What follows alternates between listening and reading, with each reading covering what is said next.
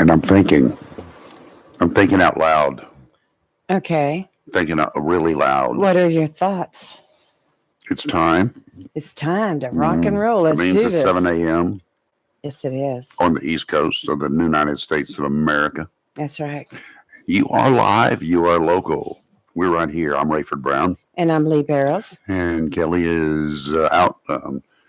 Got a couple things going in her ballpark Yes. this week. So we'll let her talk about them when she's back. So, Right. Anyway, so much for that. Yes. Well, Well, it's a deep subject, but all eyes right now on the west coast of Florida. monster storm. Even while folks are still gathering and rebuilding and trying to regather themselves in the western part of North Carolina, Tennessee, the eastern part, down in South Carolina, down in Georgia, and also the panhandle of Florida. Just below that, down towards Tampa Bay area, got a mess coming. Huge mess. A lot of the folks there realize that a lot of the folks are not there anymore. They moved temporarily to get away from Watched path that of, long line last night evacuating. Holy moly. I don't know what I would do if I was still there right now. I don't know. I talked to a first cousin who's there. He's been there 98% of his entire life. Wow. And he says he's gonna hang in there. And I told him, if I said yesterday, I said, just pack your mess and come on up here, bring a bag. Oh, sure. You can come up here and hang out here for a while. He said, Mom, my son's 2 blocks away. And I said, well, Bring him. yeah. His son's got a family. His son's in a 2-story home. And they're a little bit further from the water than my cousin is, my first cousin. That would be my second cousin, his son, right? But he says he's going to ride it out. He sent his wife over to stay, but they've got as in a retirement home over Right. than I am. Oh. So their retirement homes in that part of the world. When I lived in Sarasota for a while, so I'm familiar with the Tampa area more so then than now, of course. But that was a big retirement location for a lot of folks from up north. But he's from there, so he retired there, and he became part of the retiree community. And they buy mobile homes. Oh, I see. You got big. It's not a mobile home because Like a modular. you can't take it anywhere. Yeah, Right. pretty much. Well, he calls it a double wide, Right. but whatever it is. So, and he lives in a gated community. That's how How close to the coast does he live? real close. That storm surge is scary. Yeah, the storm surge is bad enough, but as I explained to him yesterday, without telling him that he should get up, I said, some things you need to consider. Look at the tornadoes that were spawned when Yes. Helene came ashore. Oh, yes. And look at the victims of tornadoes throughout history. Right. Mobile homes. Right. They do so much damage there. And that's the reason the National Hurricane Center, the National Weather Service, all of those national weather type individuals, when there's a severe anything warning, if you live in a mobile home, get out. Oh, That's the definitely. That's the first thing they say. Definitely. Not me. That's what they say. If that's, you're better off outside one than flying around through the air in one. Well, when Bertha came, of course, we lived over on Catherine Lake Road at that time. Mhm. That's right close to Marty's parents. And The back swamp area. no, Catherine Lake. Well, That's it's back swamp area. right before you get to back swamp Yeah. where we were at the lake itself. That's the but, suburbs of back swamp. yeah, but Marty's parents were 2 doors down. But so I made my mother come over and stay with us because, she lived in a mobile home. Uh-huh. Good thing because a tree went through the middle of it. Oh, my. So, A tree can go through the middle of a home. yes. It can go through anywhere, but the actual wind damage, particularly in tornadic winds, those are Right. the ones that are spinning rapidly on the ground, any house can be destroyed, as we've Well, seen. is, some of those winds that they're predicting are as strong as a tornado. And to think about it, as a tornado comes in, it goes out. Yeah. But these winds from a hurricane, they just sit there and batter Pound you and and pound batter and you and pound. pound you.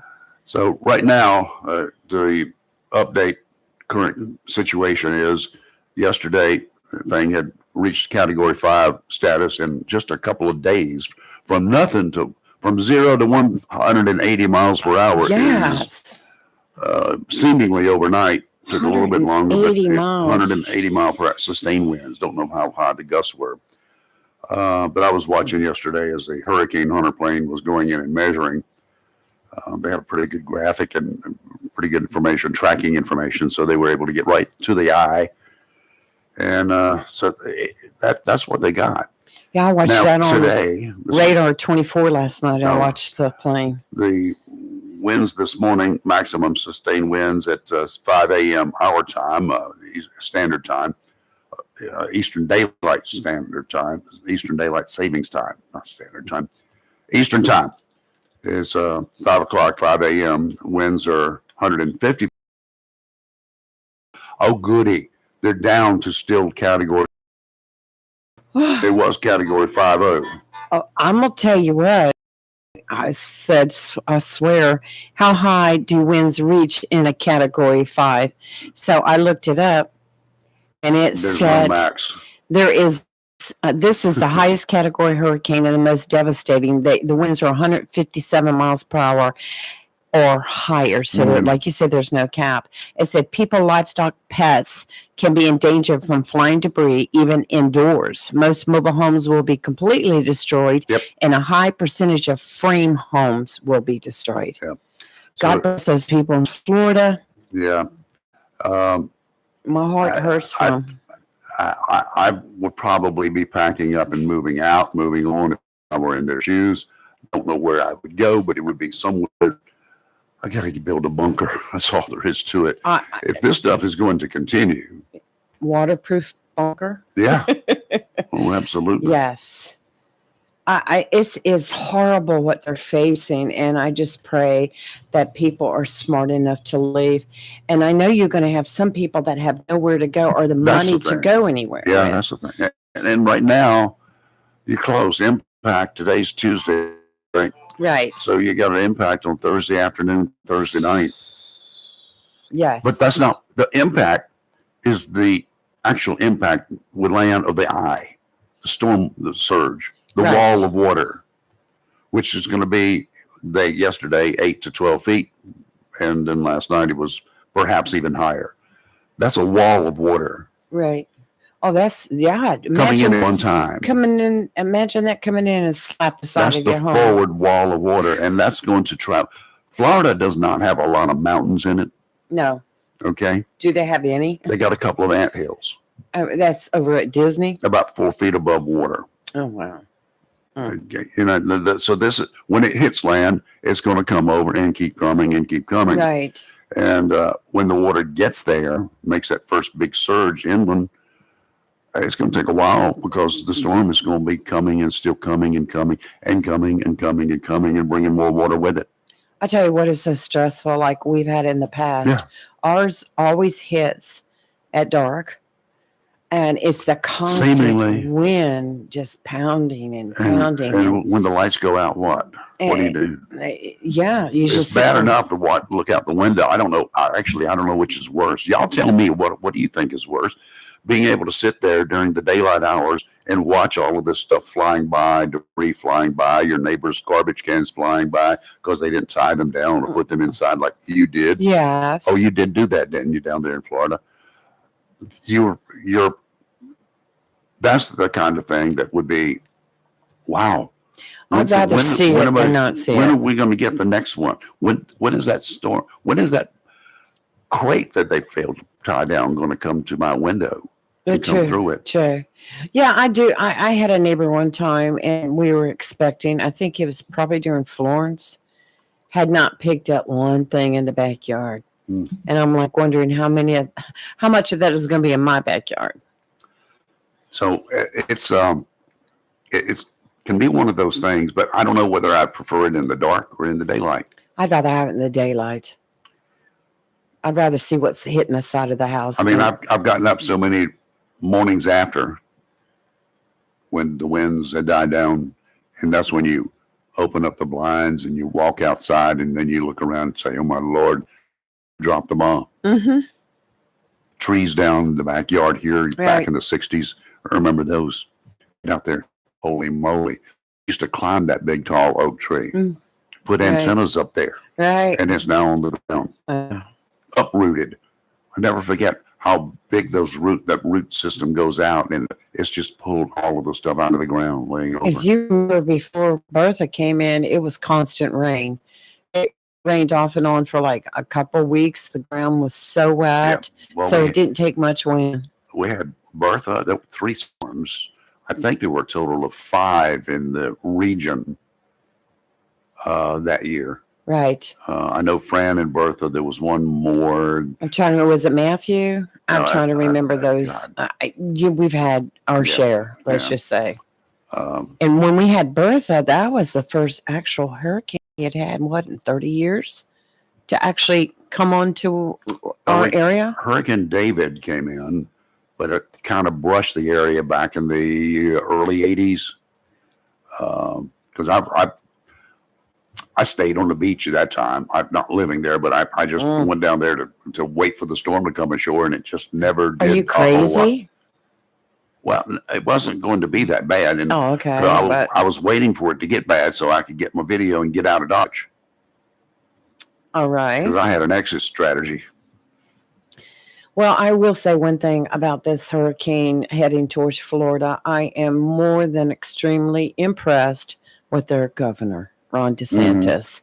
He has jumped on it. He's already made all these preparations Mhm. to help the people before it even gets here. And Yeah. kind of reminds me the way Pat McCrory did, our governor, when we were facing the same thing. Don't wait till it hits. Yeah, no. It's got to be. It needs to be done now. Right. Because you're going to be, and I hope the individual counties and the cities there have already declared a state of emergency. He's already because done that yeah, the with the state state. has. So, yes. It'll make it easier to get assistance. Yes. But where are they going to call for help? I mean, with the devastation in North Carolina Right. just less than 2 weeks ago, I mean, our federal government has got to be kind of stressed. to be I'm not honest going with to you. get into all that. I tell you what a mess It that is a is. What a Okay. mess. I think Ron DeSantis, when he's no longer governor, needs to run for the FEMA head. Well, it needs to be placed in that I think position. FEMA needs to be abolished. And let's start from scratch with something else. Right. I was talking with a hiking gentleman yesterday, sitting in his office here in Oslo County for quite some time. And I said, "You and I have seen a lot of FEMA people come and go. What have you ever seen them do?" He took about 2 seconds to respond. He said they sat around with their clipboards making notes. I think they were at least making notes. I said, perhaps were they doodling? That's what I was thinking to myself. I'm going to tell you what, if they hadn't been for Samaritan's Purse and then all the volunteers come in from other states with People. helicopters and airplanes and the volunteers in the churches that have stepped up, No. we'd be in a mess. Have they deployed FEMA traders to this event like they did in Katrina, which they did late? I think I Were saw those- something were those somewhere, Katrina but I can't traders say ever that they occupied? did. Yeah. What happened to them? Did they just, sit there and rot away? They're over in Lebanon. I don't know. I don't know either. We spend so much money helping other countries. So much money. With some of that money that we have spent with other countries, we could build a new chimney rock with it. In the Tampa Bay area, that whole region there, I hope that the folks there are taking this last day, today and tomorrow. Tomorrow it's going to begin to get dicey because the waves are going to start to come in. The wind's going to start picking up. The storm will be coming ashore Thursday afternoon, Thursday evening. The eye will be coming ashore Thursday afternoon and Thursday evening. The storm is going to be impacting the area a lot sooner than that. So Well, I'm definitely be hopefully- watching. hopefully that you guys are taking precautions, tying down your kangaroos, doing whatever you got to do, get everything ready, take care of your pets, take care of yourselves, take care of your relatives, take care of your neighbors. You know, think about your elderly friends. Think about those who are living all alone. Think about those who are at any age, have issues, medical issues. And think about any veterans who are out there who are maybe living alone, perhaps those who are suffering from various disabilities, thanks to the wars. Anyway, that's what we need to be thinking about today. Y'all need to be thinking about them today. Not a whole lot we can do here. Right. Milton, What a monster. it is a monster. Going to make landfall. Probably winds will continue to diminish.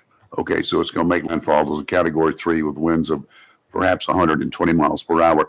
I don't remember actually a storm hitting the beach here where I was at the time with winds, sustained winds of 120 miles per hour, because the winds prior to that, 155 miles per hour, it's already stirred up the ocean. Oh, yes. It's already got big old waves out there. It's pushing them forward now towards the coast of Florida, the west coast of Florida. It's already there. And then it's still just going, you know, when the big storm comes ashore, and then after that, everything seems to withdraw. And within a day or so, everything is calm. Sometimes the morning after the big wind, you wake up and the ocean is calm.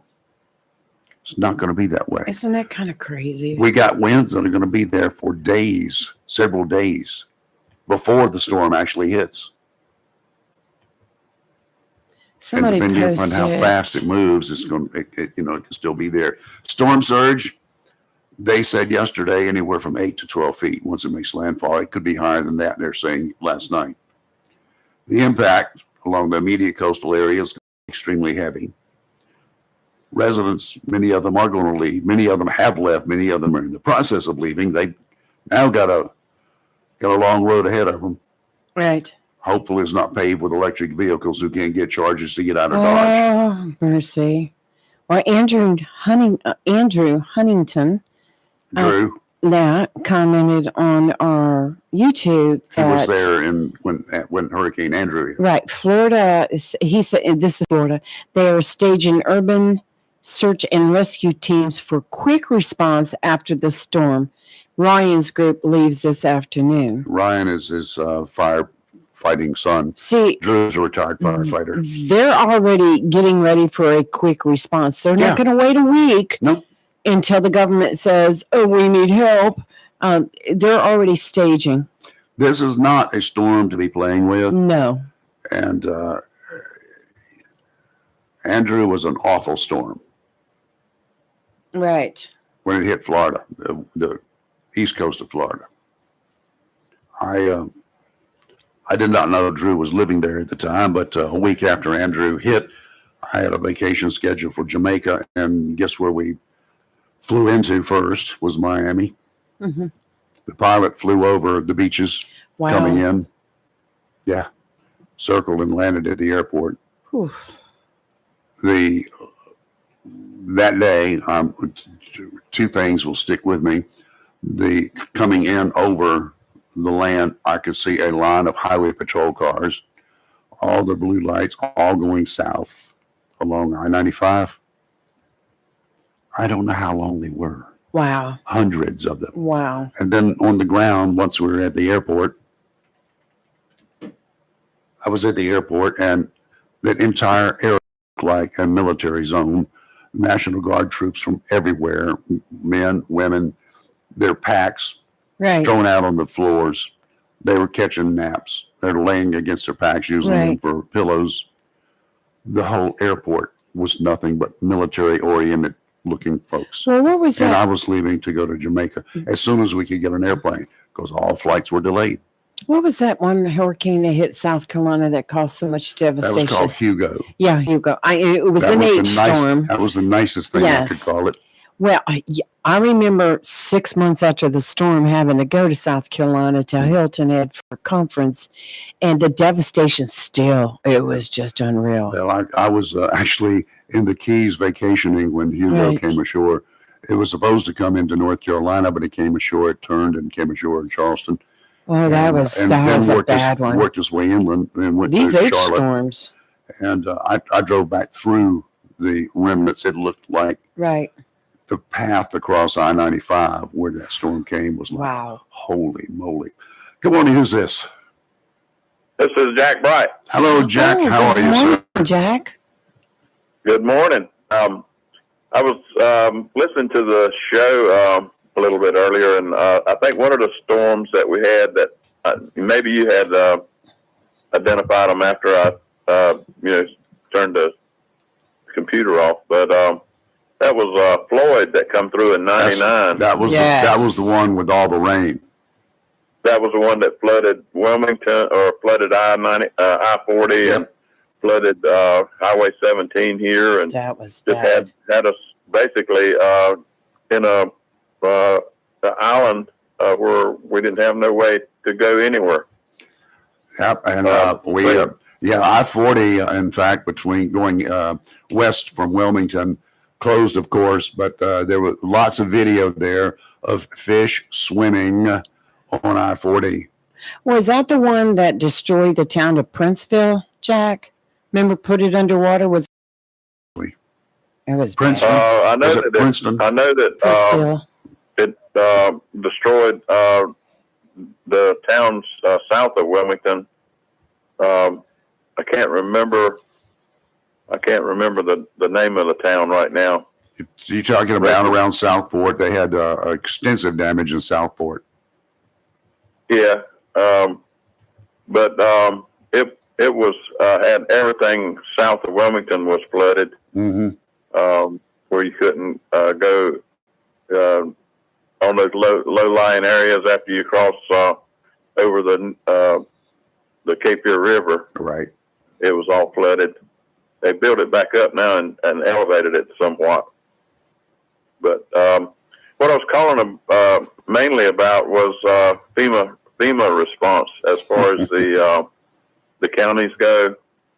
That's why when I was on the board, we set aside $10 or $11 million for hurricane cleanup response, and for damage from hurricanes, we set aside that money in the budget. Yep. Because the way FEMA works, you have to spend the money and document Right. every little thing that you do, and then submit it to FEMA for reimbursement. Yep. It's not that they just come and give you the money. You have to spend the money first in order to get reimbursed. And if you And don't, when in Florence, was in 2018, and when I left the board in December 2022, we still hadn't got all of the money for the damages because we'd have to resubmit it, and they said, no, you don't have your T's crossed or your I's dotted. You got to do this, you got to do that. We got to have documentation here, documentation there. It's not that they just give that money out. mm-hmm. So I don't know what's going to happen in the western part of the state. We got people up there that doesn't have, and I talked to several community leaders here about the people in the western part of the state. Less than 1% of those people had flood insurance, and that was what was causing the damage, is the flood and mudslides. And it plainly says on your home policy, if you don't have flood insurance, it doesn't cover flood, it doesn't cover mudslides, several other categories it doesn't cover. So I don't know what those people are going to do, and I do know that FEMA was issuing loans to people. They would give them a loan to rebuild, but they had to pay it back. A lot of times it was a low interest loan, or sometimes maybe Sure. no interest loan. But I don't. FEMA is very, very slow to act. So, Jack, what you're telling me, Jack, is if you speak in my terms, so when they send down these 500 or so FEMA people to hang around right after the storm, we should hold them captive until they come up with the money. Well, they Keep them in jail until FEMA comes up with the money to bail them out, and then we keep the money. well, that may be one way to look at it. But when you're dealing with the federal agency, they are very slow, very, very slow on acting. Yep, totally agree. We had, our Summersville building had like 3 foot of water inside the Summersville building down on. Wow.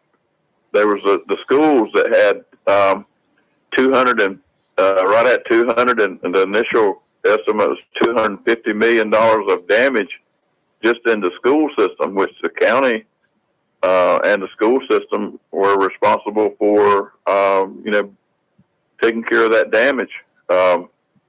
And the state come in and they gave money.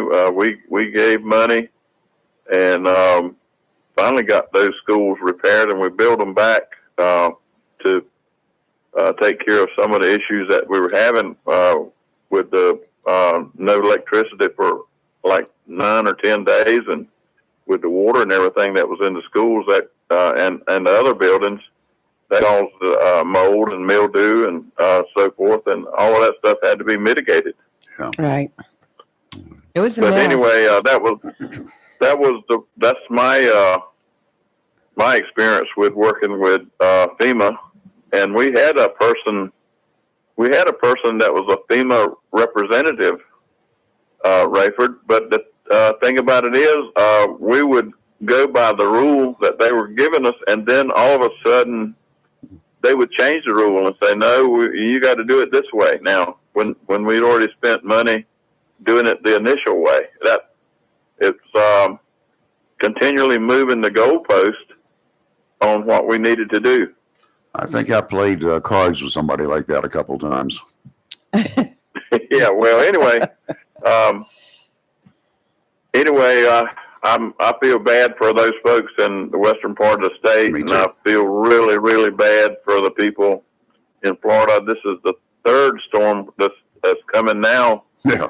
to devastate the Gulf Coast of those folks. And what I was reading about the lay of the land in the Florida peninsula, those folks are just a couple inches above sea level. So In many places. any type of water coming in or coming down from the clouds and coming in from the Gulf is going to inundate them.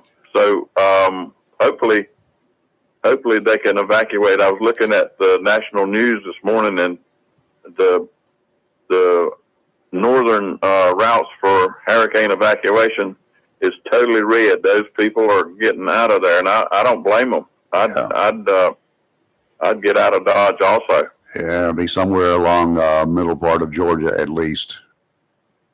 Absolutely. Right. Absolutely. All right, Jack, I was thank you, talking to sir. another. Oh, I'm sorry. Go ahead. I was talking to another community leader, and they were talking about maybe FEMA bringing in temporary housing, like the mobile homes. But where are they going to set them up? They got to have electricity. They got to have a sewer system.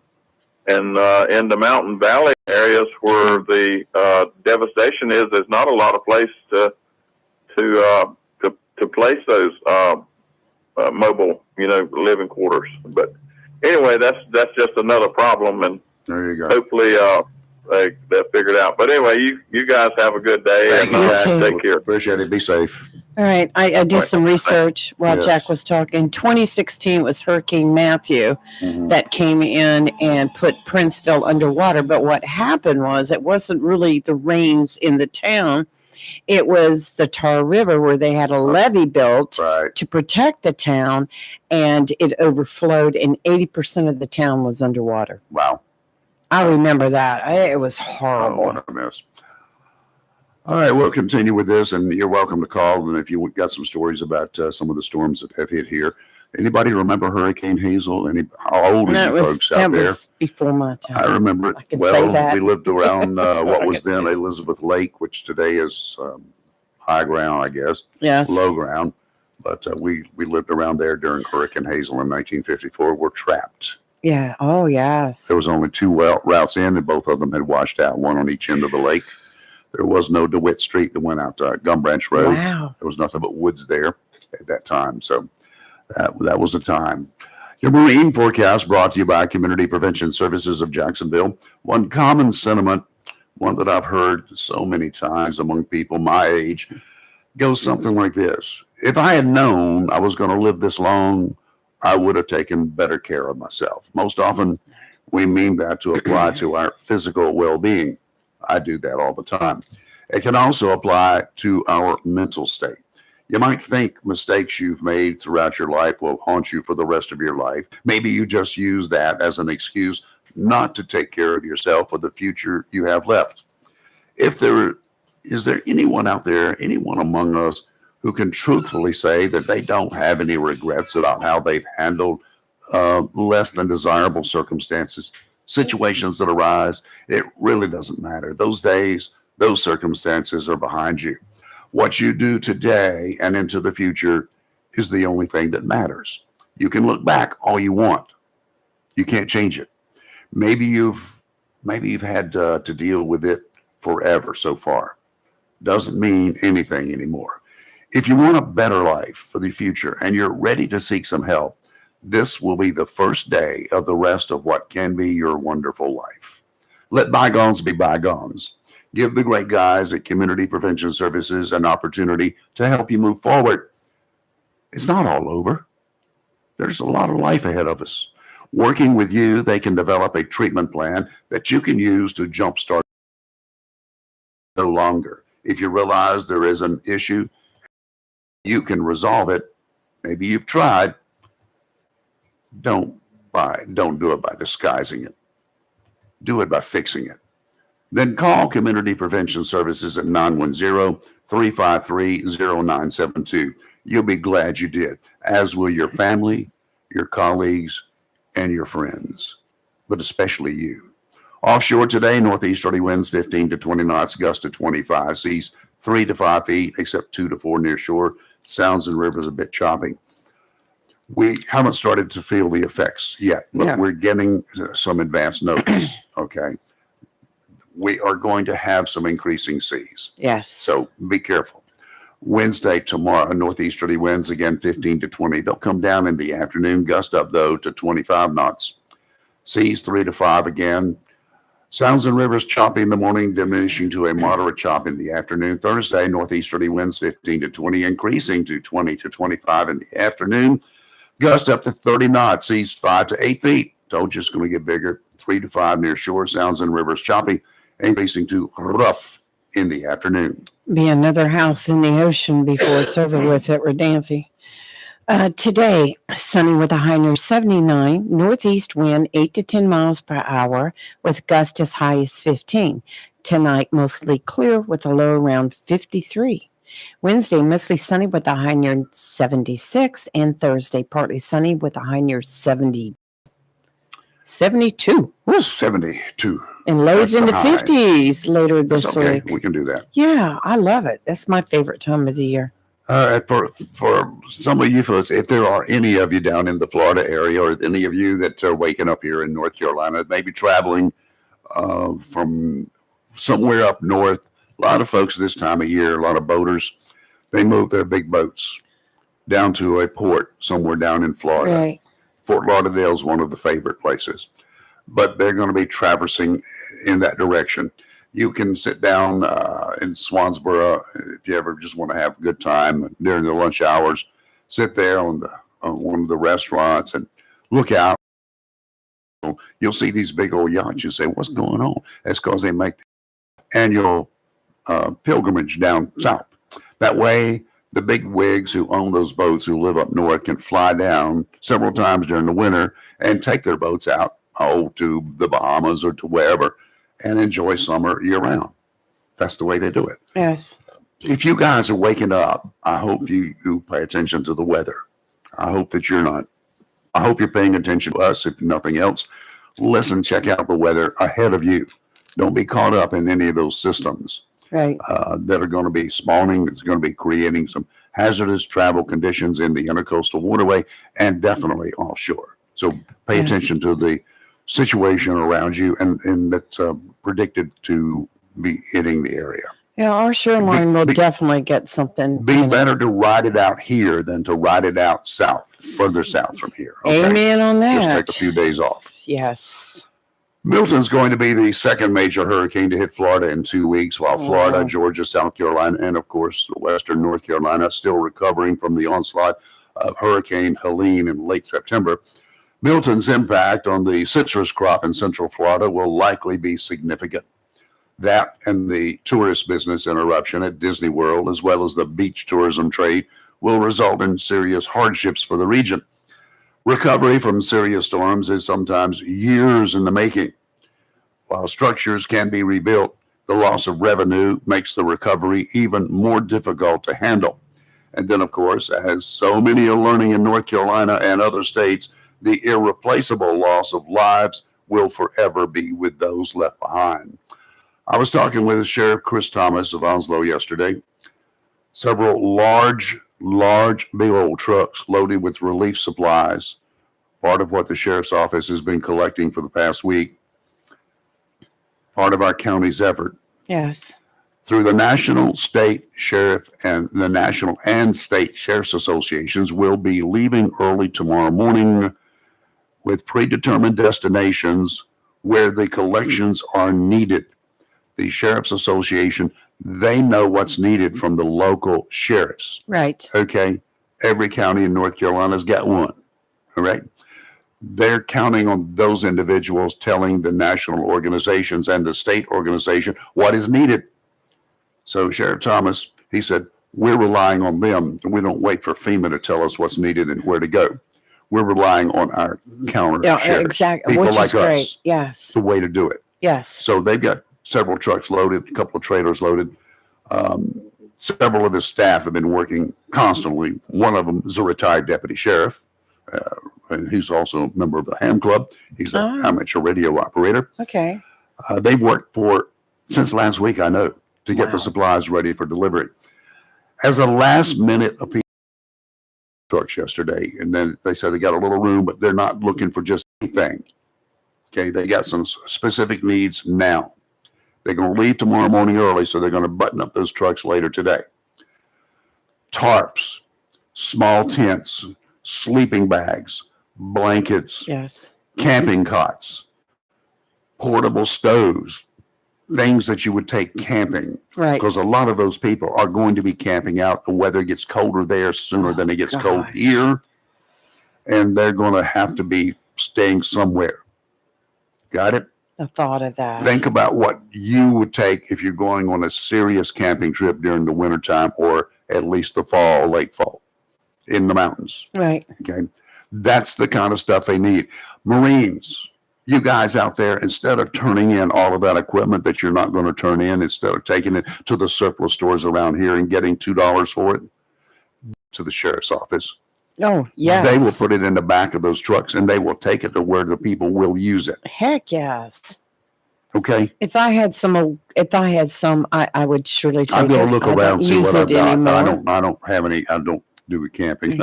I did a donation last week. It was mainly food sources Yep. and stuff, but Okay. Food's going to come. right. Camping gear and things like that.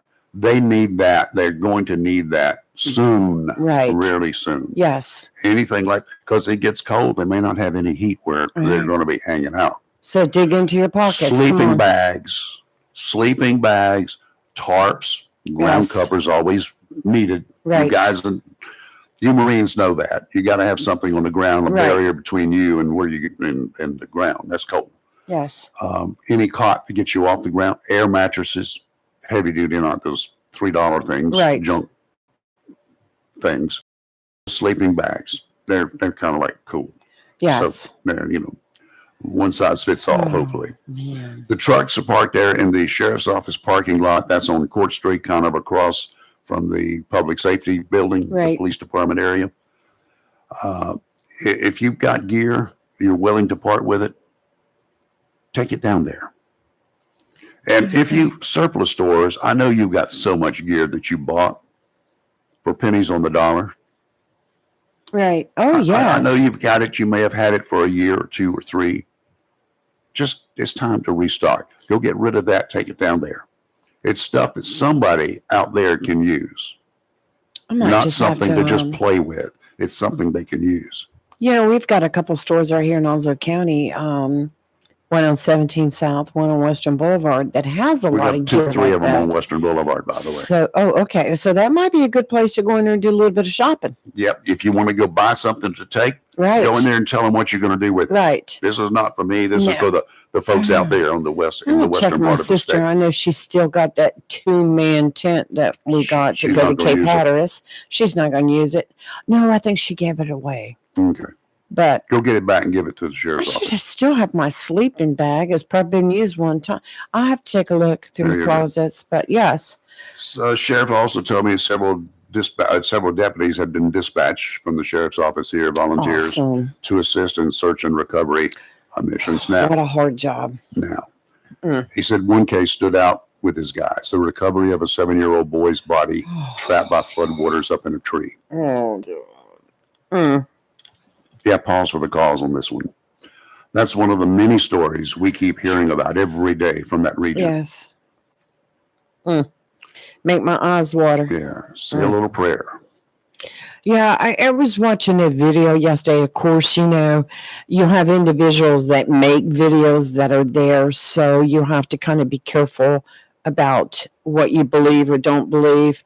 But this one guy made a video, and I kind of found him to be very heartfelt.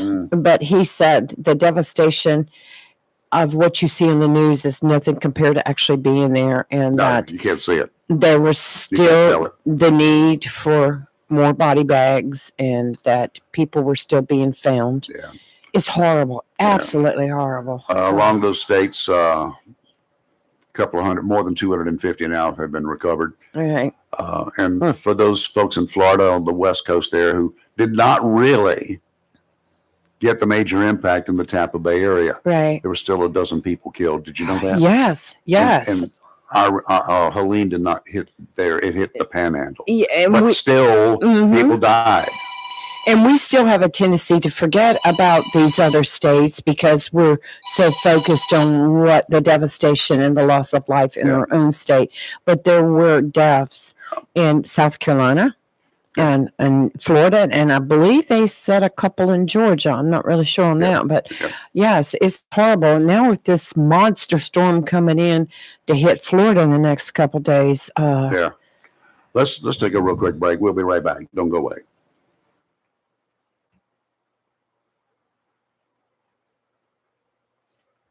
As election season approaches, I want to take a moment to reflect on the progress we've made together and share my vision for the future. I fought for better schools, secured funding for infrastructure, and ensured our veterans get the support they deserve. We've strengthened our local economy, creating jobs and opportunities for our families. But there's more work to be done, like making healthcare for our veterans more affordable and protecting our beautiful coastline. I believe in a transparent government that listens to your concerns. I've held town halls, heard your voices, and will keep fighting for what matters most to you. This November, I'm asking for your support to keep Onslow County moving forward. Together, we can build a brighter future for our children and families. Thank you for your trust and support.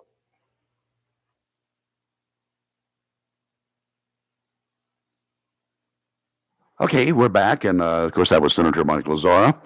He's running for re-election here in Onslow County for the state Senate. And it's an election, by the way. In case nobody has noticed, we've all been inundated with storm news Yes. constantly across North Carolina. And it's 2 weeks from today. That's October the deadline. 17th That's the deadline. starts early October voting. when did you say? October 17th starts early voting. Early voting. Yes. I've had a lot of people send me messages. Yeah. When does this start? We got 4 weeks until the actual election Right. from today.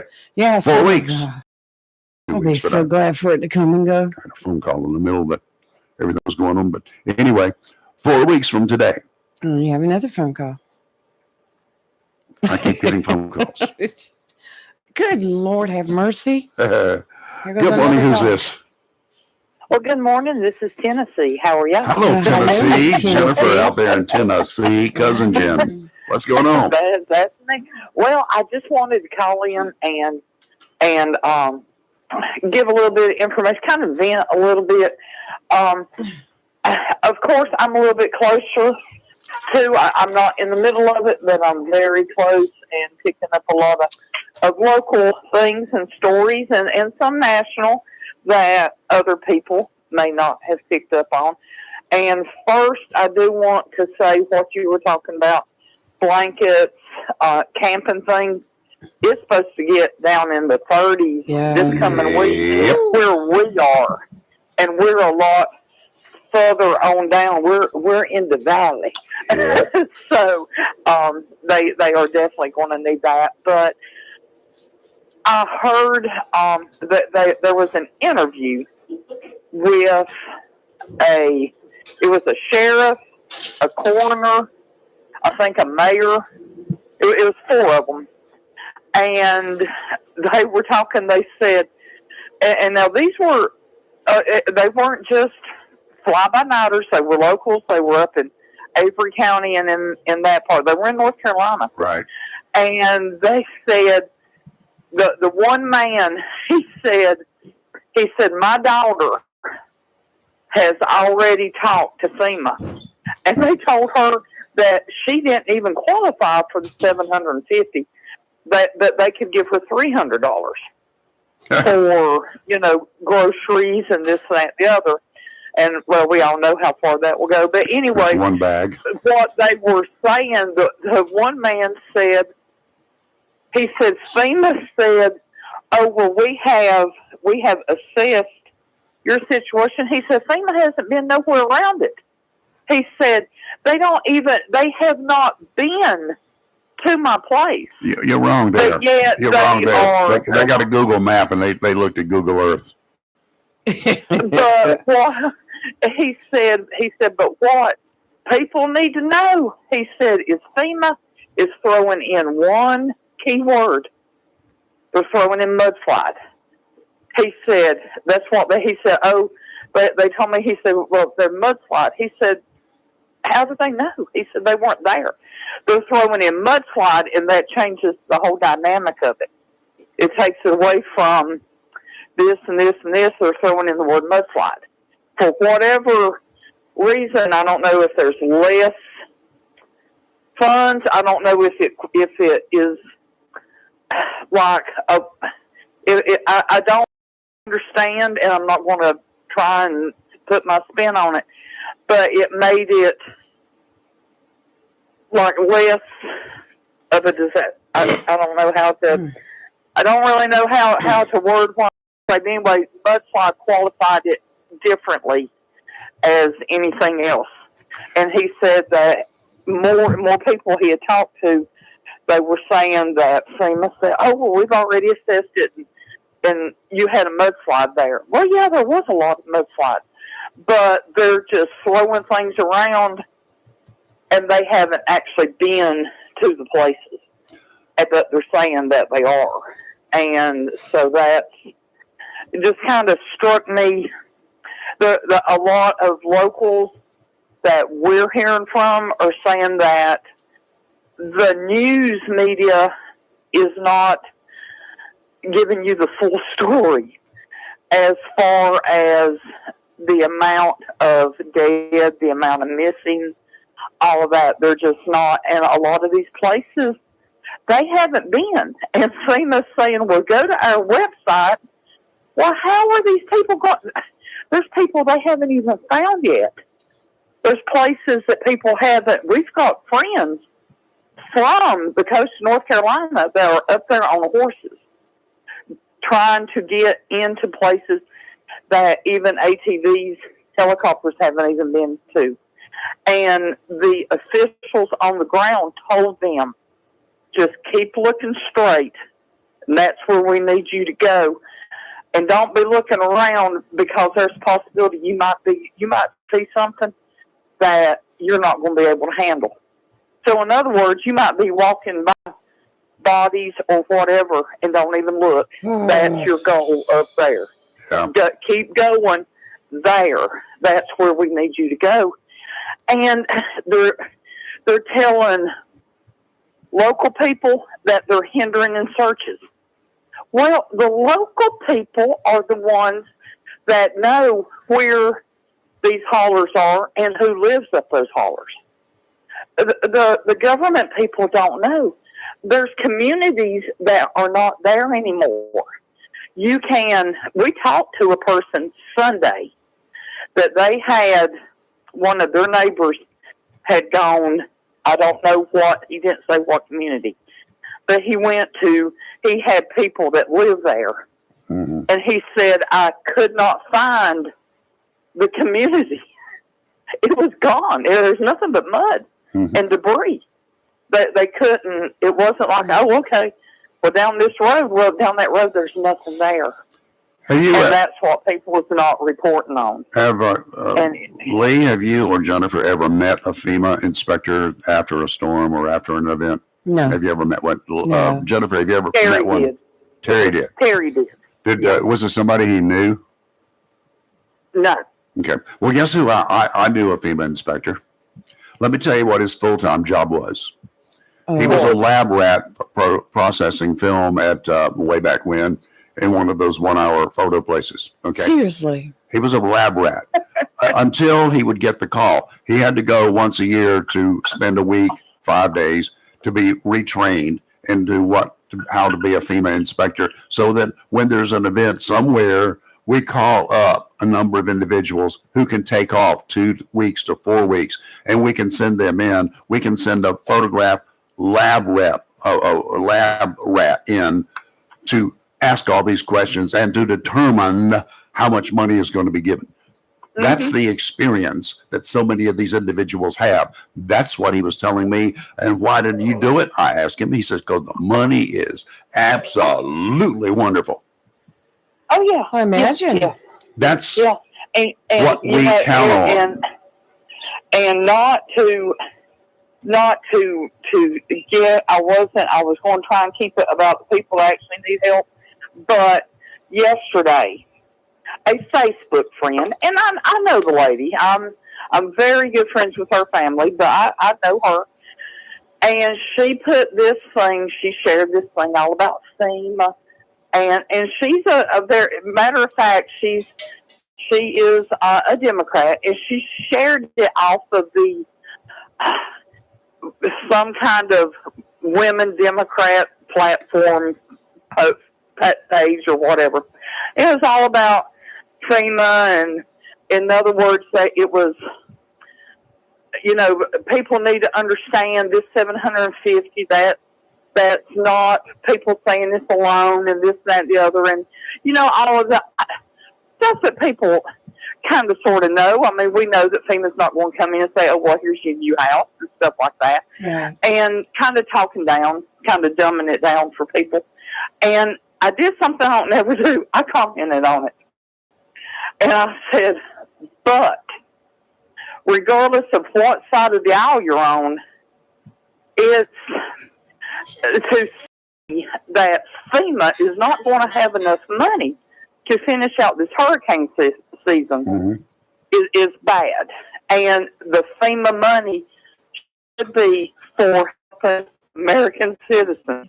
And I put legal American citizens. Yeah. Oh, my Lord.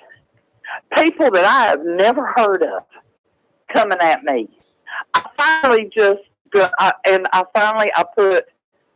politely disagree. And my phone was still, and I just went in and deleted the post. I had people coming at me I deleted my comment. Sure. Well, it's because Congress and call them back. I thought, quit making it about people are dead and missing. You're hearing stories where a man says his little boy tells him, "Daddy, we just lost Mom. I think Mommy's gone." Yeah. And there was a lady on yesterday. They found her stepdad. Her mom's still missing. All kinds of horrible stories. And these people wanting to, oh, well, it's the Republican fault. Put it aside, people. Get up there and try and help the people and quit. The engineers are figuring out how to do it. I don't know if you've seen the post, but the good old redneck boys get out there with car truckers and hook together and made a bridge. Now, I'm sure OSHA heads are exploding somewhere. But let me tell you something. I'm going to, if I know that my mama and papa's up that holler, and the way to get to them is across this makeshift bridge that John Boy and Bubba put across there with car trailers, and they've already gone across it with their own personal bobcats and stuff. Yeah, buddy. Yeah, Dan Skippy, I'm going to take my fat tail across it and get to my people. I understand. But the engineers are, oh, no, you can't. You're in the way. They need to get out of the way. They need to go on back to Washington. And that's just my take on it. One of the things that I would like to see, I've been watched a whole lot of military operations where they build a bridge across things like the Intercoastal Waterway, and they lay down landing strips in the middle of a desert. Our military can do amazing things with the equipment they've got. Why not just declare this an entire training mission and put them to work? Right. You're exactly right. Why wait for anything else? Why wait for a declaration of Congress? Why wait for anybody? Our and department, that's what I'm saying. our DOD can make that happen. They're screaming, wait for this one to come in, wait for that one to come in. But while they're saying, oh, we got to get these people in, the residents are out there just politely going on about their business, building roads back, pushing up debris, doing what needs to be done. Yeah. While all of the red tape. But I do want to tell you one thing. I'll tell you this, and then I got to go. So I took Terry yesterday to meet with the insurance man up here about it's open enrollment now. And there's a man that we dealt with up here when we moved, and got Terry on the Blue Cross and Blue Shield Tennessee, and so we went and met with him yesterday. Now, I knew this before, and I had forgotten it. Mm-hmm. He was very high-ranking in the military and in the National Guard, and was over in Afghanistan and all those places. And I was making, and I knew that, but it was just in the back of my mind. I wasn't paying attention to it. I was making an appointment with him. For me to go talk to him, I can't talk to him until November because of my age. Terry can go ahead and do it. I'm 59. I'll talk to him. So he made the appointment. He said, how about November the 6th? And he looked at me and he said, I don't know if we're going to be celebrating or crying. He said, but I hope we're going to be celebrating. And I said, I do too. I said, I hope everybody's going to be smoking on a cigar just like we had in your baby. I said, I hope everybody's celebrating. He said, he told us the story of being on the phone with Donald Trump. And he said it was a three-way call. He said, and Donald Trump's main concern when the general, got him on the phone and all that, Donald Trump's main concern was, how many people have we lost? Yeah. He was concerned with our people. He said, and I can tell you personally, he said, all these people that saying, oh, but you got to look at who's talking bad. This general said this and said this and 5-star and all that. He said, all the ones that's running their mouth are the ones that were appointed by a Democrat and ones that Donald Trump got rid of. He said, because I personally talked to him, I was on the phone. He said, and he is not what the media are trying to spin about him.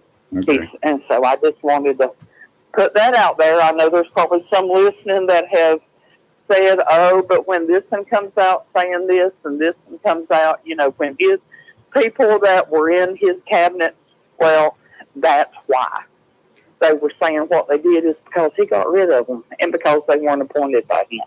But anyways, that was just my tidbit of information for this morning. I And appreciate it, Jennifer. Thank you. You take care. y'all have a wonderful day. Y'all be safe. Stay dry. Best to Terry. And yeah, you too. All right. Bye-bye. Bye-bye.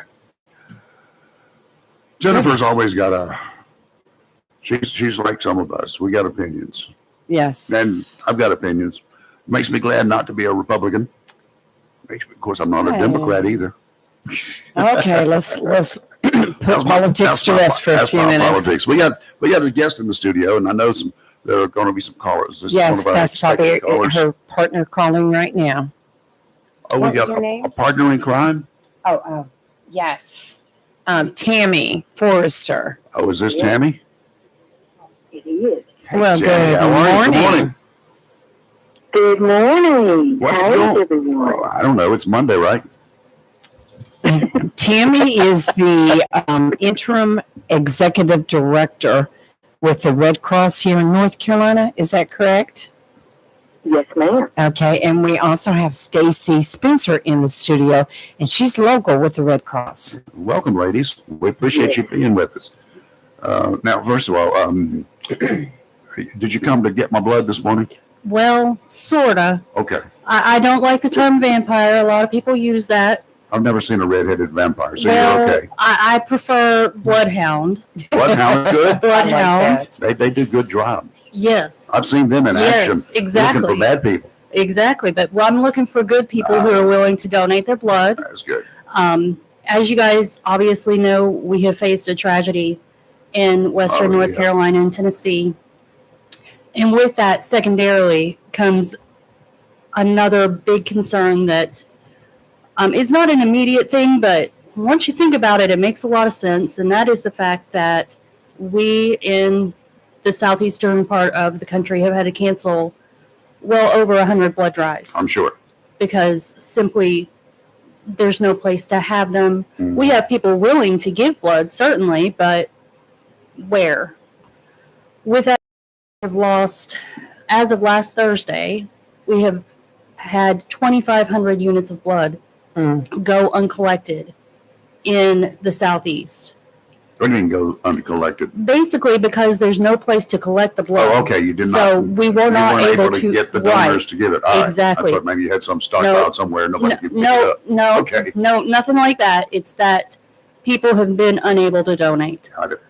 With that being said, the town of Swansboro and Swansboro Rotary have graciously agreed to open the Rotary Center for us on Saturday, along with their drive to collect supplies for Western North Carolina, and we are hosting a big blood drive. Okay. It Good. is from 10 to 2, and we need people there.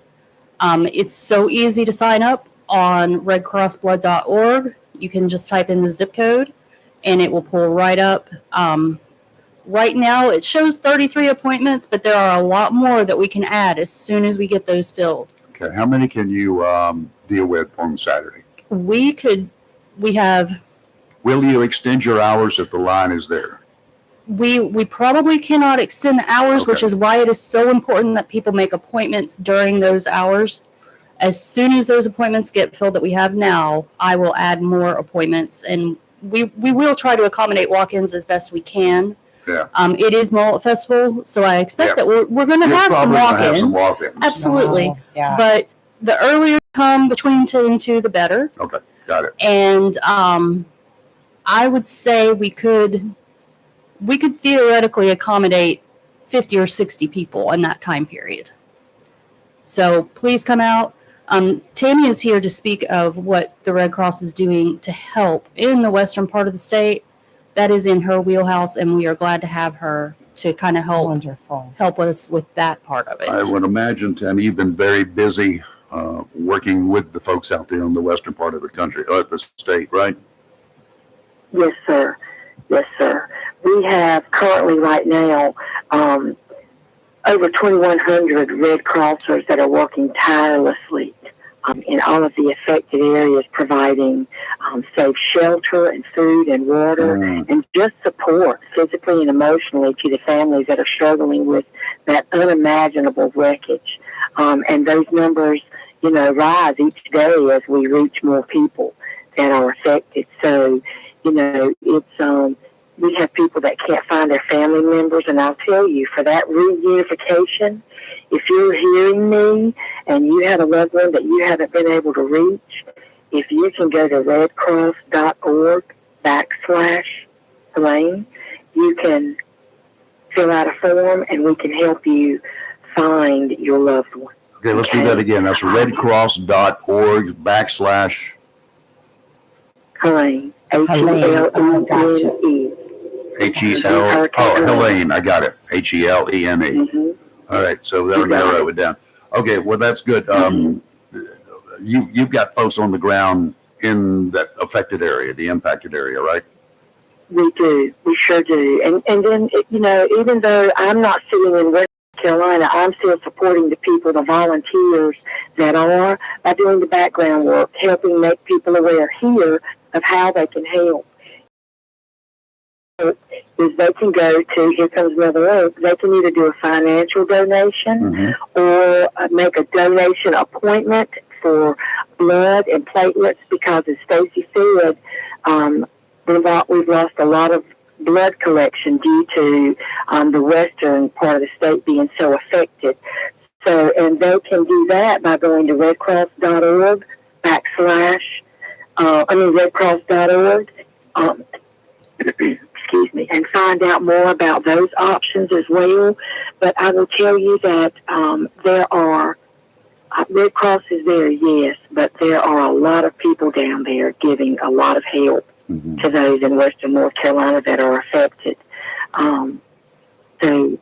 What kind of questions do you have for me that I might not have just answered real quick? I'm not sure my time frame. Oh, you've got plenty of time. If you've got these folks there, I know that, I've been to locations where the Red Cross was always there. They showed up and they did a marvelous job. Communications was one of the big deals, and you were able to put people in contact with their loved ones. Maybe not direct, but at least you could get a message. Hey, I'm here. I'm doing well. It's okay. I'll get in touch with you as soon as possible. If you're handling that kind of stuff too, right? Yes, that's that reunification piece where we just gave that redcross.org / yes, because even here, a majority of my family lives in Asheville and Black Mountain and so Biltmore. So we're very fortunate. They're all okay. But so I can only imagine those people that can't get up with their family that want to know more about it. Yeah, a lot of you folks may not know it too, but the American Red Cross also generally mans a network on amateur radio, ham radio, and I was involved with some of that last weekend, and where people are running these health and welfare messages, because that was the only communications they could get in and out of the place for quite some time for normal people to use. Everything else had to be emergency comms. So no cell phones, no telephones. Nobody had a wired telephone anyway. But that and carrier pigeons were the only things getting through. Seriously. Yeah, so, and that's what they were faced with. You couldn't communicate. You couldn't get up with anybody. Yep. And then you couldn't physically get to them because of the roads. Nope. So that's where the sheltering comes in place. We have shelters. I don't have an actual number here. The last number I remember seeing was 22 shelters open. And we have provided, let me get that blip, 33 over 33,000 overnight stays. Here's a grand number for you, not just for Western North Carolina, but for all the affected from Hurricane Helena. 227 emergency shelters. Wow. And have provided more than 435,000 meals and snacks to help those affected by Helena. Amazing. That takes a whole lot of volunteer work. It does, and it's, there's like I said, I know I'm American Red Cross, and I know what we do is provide that immediate relief to show up and help provide hope during some very dark times. Mhm. But there are also a lot of other organizations we partner with. The Baptist Men come down, are down there feeding. The World's Kitchen's down there feeding. I don't even know them all. You got Horseback. You got the National Guard. So many, I don't even know all of them. I'm sure there's a huge list. And the outpouring of people around there that were affected, but not so severely affected, that are still supporting those people.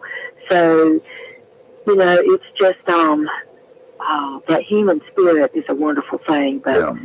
Again, Well, it's just important that we thank everybody for what they do. yeah, I know For the American Red Cross and their support. sheriff's offices, police departments, I know that public Yeah. safety, fire departments, they have all sent personnel from all over North Carolina to that affected area. They're Yeah. rotating them in and out, just like they were not quite on shifts, but they would stay there for a week or two at a time. I know these folks from the East have been going there because when we have our situations on the East Coast, they're called hurricanes. Mm-hmm. When we have them here Mm-hmm. that impact this area, I mean, good gracious, Red Cross is there. And then folks come from those areas to volunteer to assist. That's right. So, And now we're gearing up for Hurricane Milton. yeah, getting ready for that one. Milton, I should say that clear. Yeah, we're gearing up for that. And some of the same communities that were just ravaged by Helene are now facing that new threat. So, Yes. your American Red Cross is gearing up for that as well. So, and I know people will show up and support that as well. Our volunteers across the United States will come in and help with that. So we even got volunteers from Hawaii here. Wow. Really? Yes. That's Mhm. Yes, awesome. it's been something because a lot of our volunteers are in the western part of the state, and when they're affected, they can't support the volunteer because they're the client now. Yeah. And so we bring people in from our state, yes. Yeah. When the emergency And personnel we need, recruit. need help, when they're That's right. affected and they need help, oh, wow. That's always a Yeah. challenge.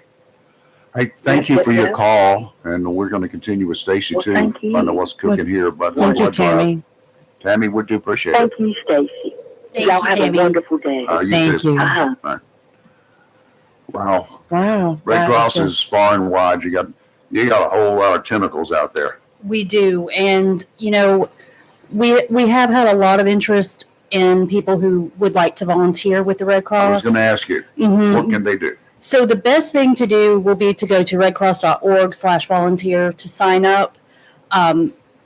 This restoration is going to be long, and I do not expect the Red Cross to be out of there anytime soon. Nope. So we do have training that you have to go through in order to volunteer, and of course you have to pass a background check because we have to make sure that the people who are volunteering are safe to help. Mm-hmm. So once you fill out that form, go through your background check and your training, then your availability will determine when and where you go. So if that's something you're interested in, please go online and fill out that form, and somebody will get in contact with you as far as the next steps. Now, some of the folks that may like to volunteer, they might think, I'm too old for this, or I've got, I can't do all of it. I can't get out there and lift bales and tote And you don't sandbags. You don't have to. We have a lot of our volunteers are not elderly, but older folks, and they are helping distribute meals, Okay. working in the shelters, making sure that the shelters have what they need as far as food and water and snacks and cots and blankets and You all got that. positions for anybody. Anybody. Okay. So Anybody. how can they do this? How can they volunteer? It's started. redcross.org/volunteer is Okay. how they can get started. That's the easiest way to contact the disaster side. Okay. And like I said, you do have to go through the training, but once that is complete, it's pretty straightforward after that. Suppose there are individuals out there that want to do this, but they want to kind of stay in their neck of the woods for the future in case there's an Mhm. issue here. So I believe we have volunteers who specifically do, for instance, if there's a house fire, who help in those situations with arranging the hotel rooms Got it. and the immediate needs of families who are facing house fires. So that's a good way to still be with the Red Cross but also be local. Right.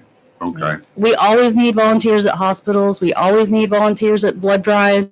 There's a million different ways you can volunteer with the Red Cross. Just because you want to volunteer to blood drive, me sticking somebody with me. No, absolutely not. No, I'm just, people No, don't understand that. they don't. They Might be a don't. volunteer Let me out do there. you. Yeah, go ahead. You get the first shot. No, we require very specific training in order to collect our blood products, but we do need help greeting donors, helping them check in, making sure they're safe as they recover from their donation in our canteen, just to make sure that they're able to drive and everything like that. What other services can you provide that, like around here? Let's just do a daily basis. We know you got blood drives going on. You've got other things that are going on. Right. So the main things that we do are obviously in the shelters, then the hospitals, as far as we have a lot of volunteers who work in the hospitals with inpatients who may not have a lot of family members, just talking with them, giving them comfort. Sometimes they'll escort them if they have to go between from one department to the other. And of course, we also have the military side of the Red Cross when, unfortunately, a family member at home has an issue and the deployed family member needs to get back. The Red Cross is still the only point of contact that really does that. So that's another way that we really just help the community out. Yeah, that's one of those age-old things that's been going on forever and Forever. ever and ever. Yeah. Stacy, how long is the training class? I believe it's about 2 weeks, but I'm not 100% sure.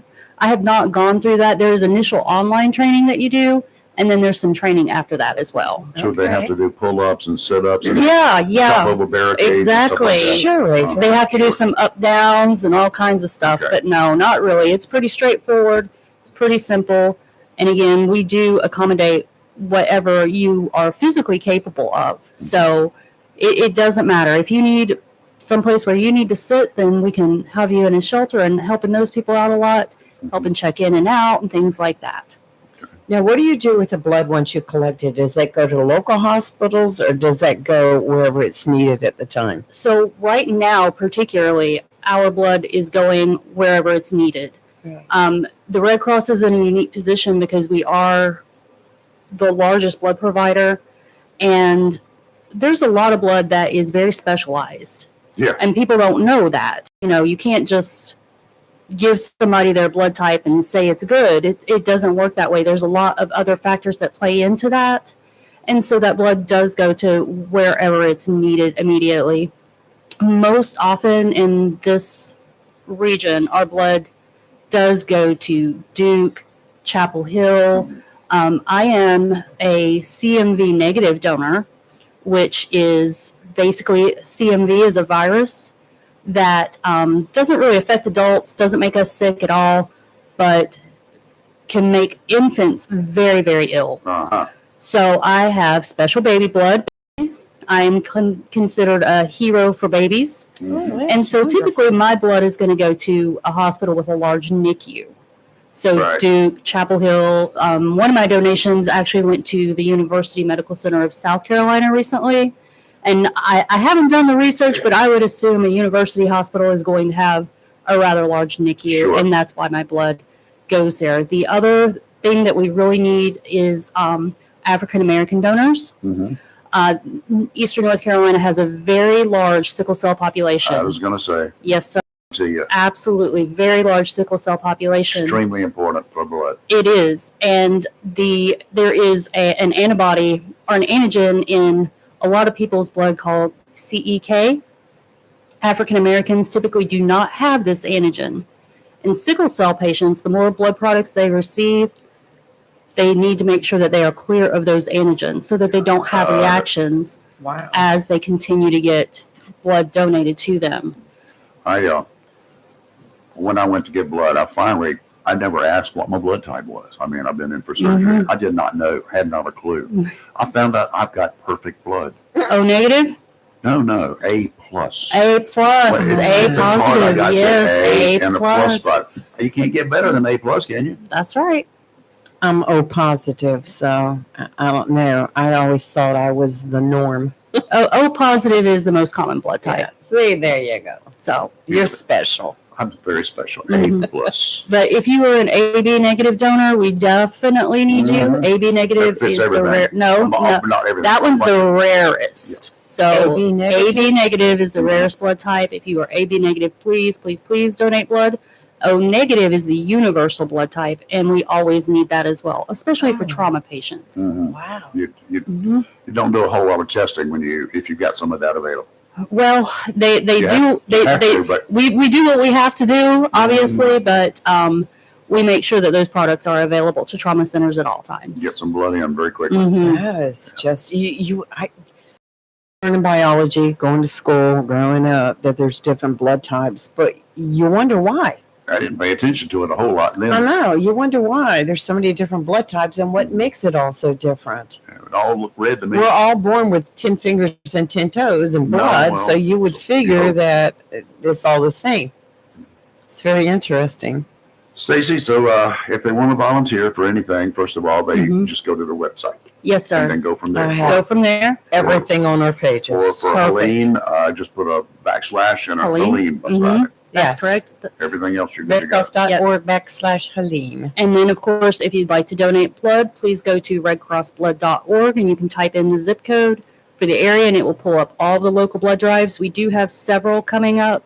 And honestly, I've gotten a couple filled up in the past couple days, and I appreciate Great. the local community stepping up to help because we desperately need it. Yeah, and and again, folks, we got this holiday thing coming up. Yes. We got Thanksgiving, we got Christmas, we got New Year's, and Mhm. those are trifecta of accidents. Right. Wrecks. Absolutely. Things are going to happen. Yep. And on People's turkeys are going to blow up. right, and then we still probably won't be collecting the way we need to be in the western part of the state in Tennessee and Georgia. So we really need to focus on trying to make those units up in order to help people out.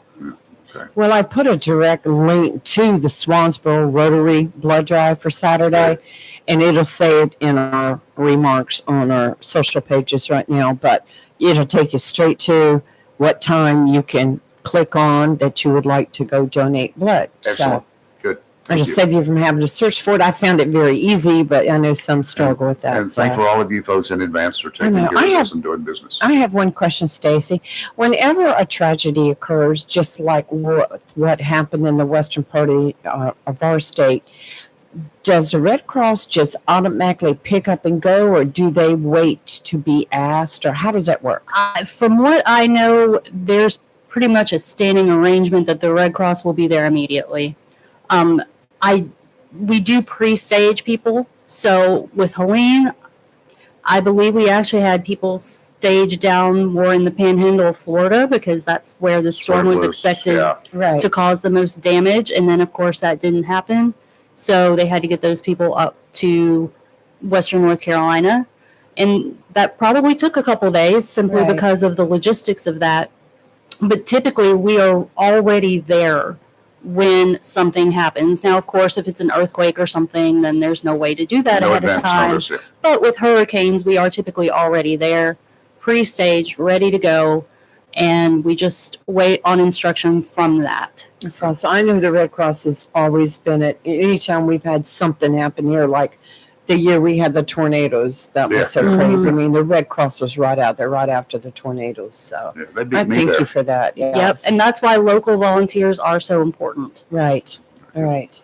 Oh, I do have a message for you from one of our listeners. Wanted me to tell you hello, and that was Uh-oh. Chris Miller with the Oh Daily yes, News. He said, Chris and please tell her hello. I love Chris. We worked together for years. He's great. I miss seeing him. Yeah, He's a he's great guy. our Yeah. Thursday morning call in every Yep. Thursday. And then whenever we call him out that we need something, he Yes. calls in right away. Oh He yeah, does. yeah. Okay.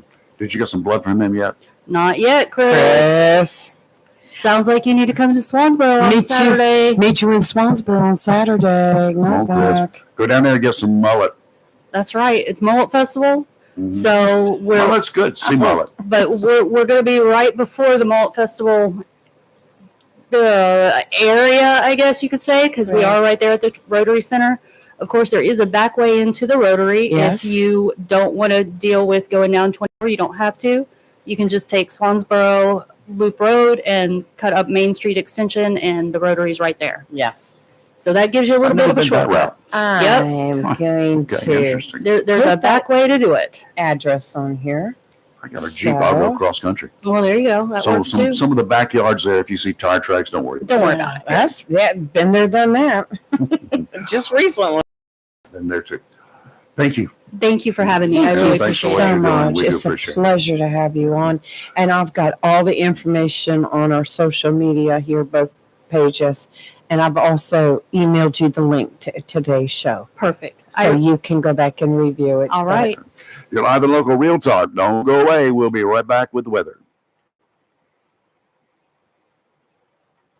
Knapp, the current Vice Chairman of the Onslow County Board of Commissioners. I would appreciate your vote on November 5th. I am known to speak my mind candidly, truthfully, and bluntly on issues that affect everyone within our county, regardless of political affiliation, religious beliefs, gender, race. I am not afraid to tackle tough issues like lowering our tax rate and appropriate funding for our EMS, firefighters, public safety, mental health, and domestic abuse issues. I fully support our county employees, and I feel this is a staff that is the glue that holds Onslow County together. I have shown strong and consistent leadership and will not be influenced by others, and I will vote my conscience always in the best interest of our citizens and not for a particular group, regardless of rhetoric. I love Onslow County and her citizens, and I appreciate your vote and support.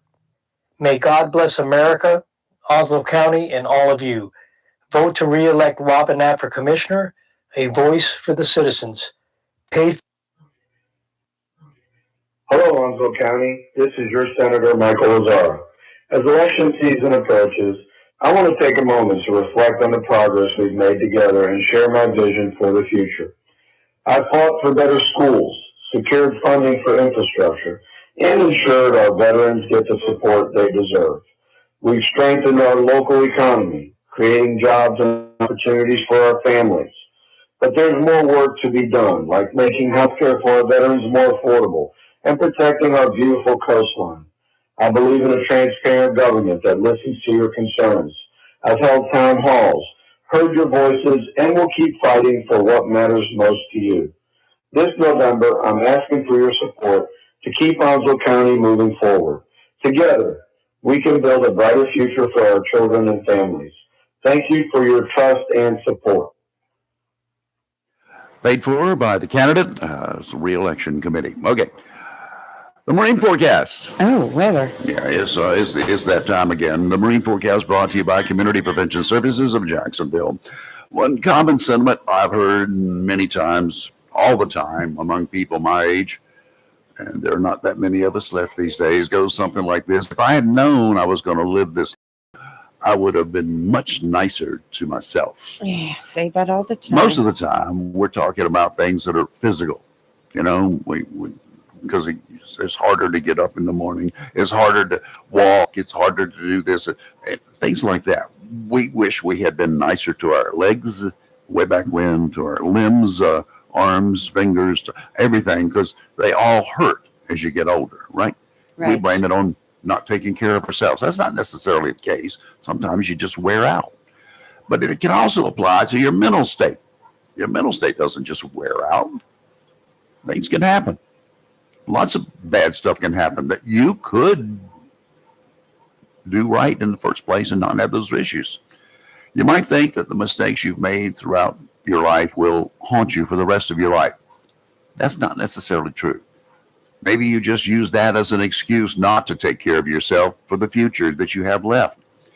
Is there anyone out there who can truthfully say that they don't have any regrets about how they've handled less than desirable circumstances? Doesn't matter. It really doesn't matter. Those days, those circumstances, they're one and done. They're gone. Don't have to worry about them anymore. What you do today and into the future, tomorrow, next week, that's what counts. Right. That's what will make your future better or worse. Maybe you've dealt with it forever. Doesn't mean anything now. Means you can get rid of that. Get rid of that stigma. Work for a new life. Whether it's physical, get to the gym. If you don't like the gym, get to the pool. If you don't like the pool, get out there and walk. Just do something that helps you physically and mentally. Now, for some of those other issues, yes, you can let bygones be bygones, but you can also reach out to the guys there at Community Prevention Services. Give them an opportunity to help you move forward. You just might need a little guidance. Working with you, they can develop a treatment plan that you can use to jumpstart your future. Don't wait any longer. If you realize there's an issue, if you acknowledge there's an issue and you don't think you can resolve it, maybe you've tried for years and those New Year's resolutions never work, then call the folks at Community Prevention Services at 910-353-0972. You'll be really happy you did, as will your family, your colleagues, and your friends. Offshore today, you guys got to keep your eye on the weather predictions over the next few days before you start venturing out anywhere. Today, offshore northeasterly winds 15 to 20 knots, gusts of 25 knots, seas 3 to 5 feet. They may be small near shore, but trying to get through the inlets could be a little dicey. Yes. Sounds and rivers are going to be choppy. Tomorrow, northeasterly winds again 15 to 20, diminishing to 10 to 15 in the afternoon. Don't be lulled into that. The gusts will still be kicking up about 25 knots, seas 3 to 5 feet. Sounds and rivers choppy. They will get there in the afternoon, but then along comes Thursday. Northeasterly winds 15 to 20, increasing to 20 to 25 in the afternoon. Whoa. Gusts to 30 knots, seas 5 to 8 feet. Sounds and rivers choppy, increasing to rough in the afternoon. Well, darn that Thursday. Okay, today is going to be sunny with a high near 79, winds 8 to 10 miles per hour with gusts as high as 15. Tonight, mostly clear with a low around 53. Wednesday, mostly sunny with a high near 76. And Thursday, partly sunny with a high near 72. Fall weather. Uh-huh. I hope it's not fake fall. Yep.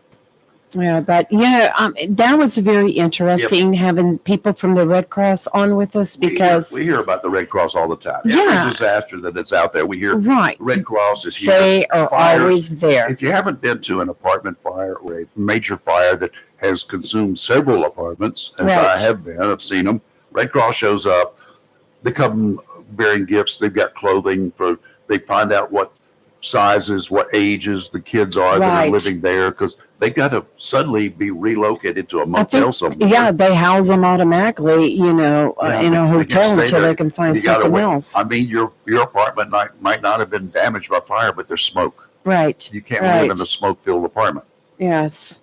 I'll tell you what, Red Cross is a very valuable They do a great organization and they do a great job. And I just wanted to make sure that they got the kudos that they deserve. Now, I'm going to give you one here, and y'all know how I feel about police officers, law enforcement Uh-uh. officers, cops. They're Right. good people. Yes, they are. The vast majority of them are really Mhm. good people, great people. If you really are one of those people who blast cops and say, they're all right, they're a bunch of scums, they're low lives, that's because you've read some story somewhere about something like I'm getting ready to have to tell I you. think I know. And but I'll tell you what, Mm-hmm. when the chips are down, who you going to call if you don't call a cop? I'm calling a cop. In a federal court civil rights trial, 3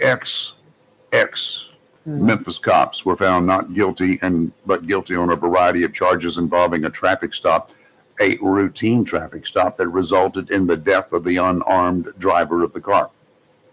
I said they found not guilty and guilty. Listen up. This is a story that ticked me off when I read it the first time around. I did not judge them until I could hear what the jury was told. The evidence that was presented, I don't do that. Try not to. Sometimes it's clear cut. The traffic stop happened in January a year ago.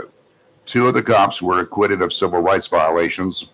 One was found not guilty of violating the victim's civil rights that resulted in his death, but he was guilty of violating his civil rights that resulted in the victim's injuries. Confusing, right? Yes. All were convicted of witness tampering.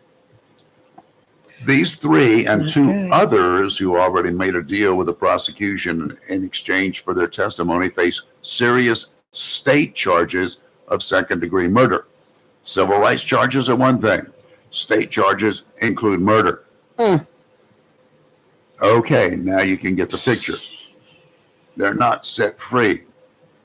They're just figuring out, getting some evidence that can be used against them in the state court for the more serious charges. So imagine one guy stopped by the cops assigned to a now disbanded, thank God, special unit called the Scorpion Squad, a bunch of really bad dudes. They pepper sprayed, tased, and beat the 26-year-old man who was not even under arrest for anything until he was not able to be revived. One even took pictures of the dying victim and sent it to a half dozen friends. Oh, God. A selfie. Oh, my gosh. These men deserve their day in court. I will give sure. you that. A state court, not a federal court, not on some ridiculous civil rights violations. First of all, they were all black. All of the cops Really? were black. The victim was black. Yes, they deserve their day in court, but I want to see them in a state court. They deserve to be judged by a jury of their peers. Absolutely.